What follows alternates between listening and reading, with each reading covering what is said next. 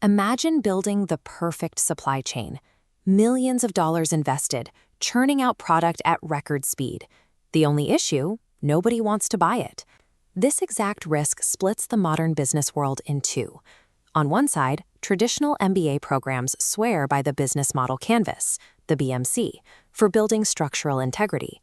On the other side, Silicon Valley startups live and die by a different framework, the lean canvas. If you look at them side by side, they appear about 80% identical. Because they look so similar, founders and managers often choose between them based on personal preference, rather than actual strategy.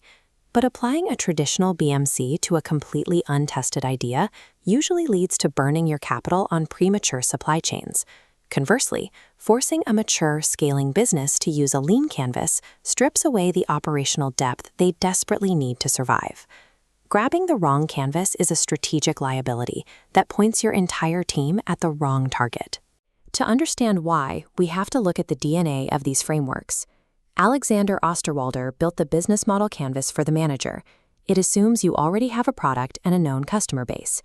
Ash Maurya saw this failed startups, building the lean canvas for explorers navigating extreme uncertainty.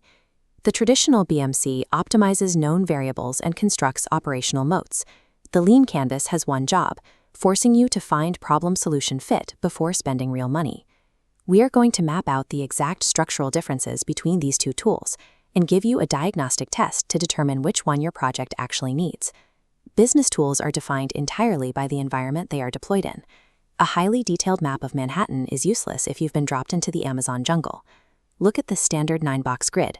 To turn the BMC into the lean canvas, Ash Maurya deliberately removed 4 specific boxes. Let's start in the top left.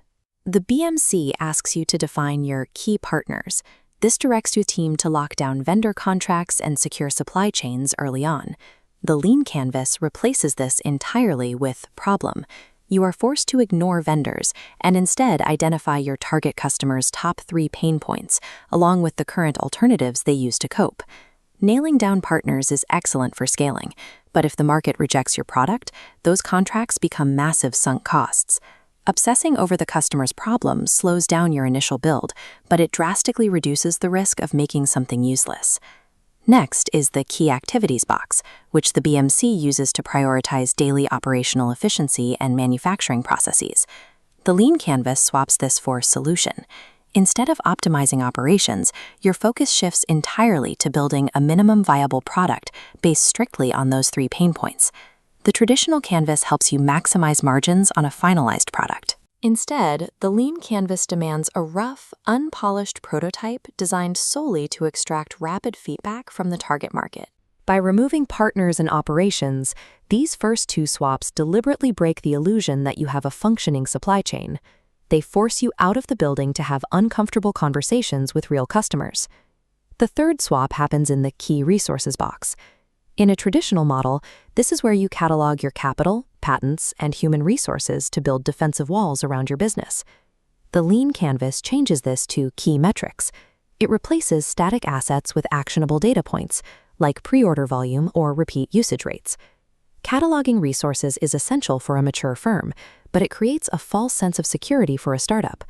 Tracking strict metrics requires discipline, providing an objective compass to tell you if your idea is surviving contact with the market. Finally, the BMC features the Customer Relationships box, designed to map out retention systems like loyalty programs and call centers. This is swapped out for Unfair Advantage. It forces founders to answer a difficult question. Once this idea proves successful, why can't a massive competitor simply copy it?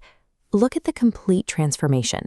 These 4 specific changes strip away the mechanics of running a company and replace them with the mechanics of testing an assumption.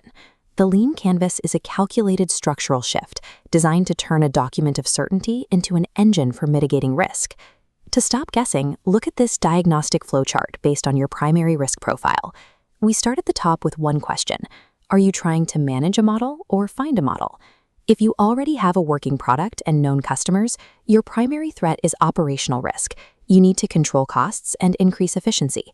In this scenario, you use the business model canvas. If you are launching a startup or testing a completely new S-curve product line, your primary threat is market risk, the very real chance that nobody will buy what you're making. Here, you use the lean canvas. For this second group, the rule is absolute. You must validate your problem-solution fit before you spend a single dollar on heavy machinery or software development. Choosing between these two frameworks is exclusively about identifying which type of risk is currently threatening your project's survival. The most resilient organizations don't treat this as a binary choice. They use both tools in a deliberate sequence. You begin with the lean canvas. It acts as a disposable map to help you explore the market, test assumptions, and find the truth. Eventually, the data will prove that customers are willing to pay for your solution. Once market fit is validated, the exploration phase ends. That is the exact moment you transfer your validated learnings out of the lean canvas and into a business model canvas. Now you can confidently build the operational structure, partnerships, and supply chains required to scale. Long-term business survival requires agility and discipline. You have to wear the explorer's hat to find the path and the manager's hat to pave it.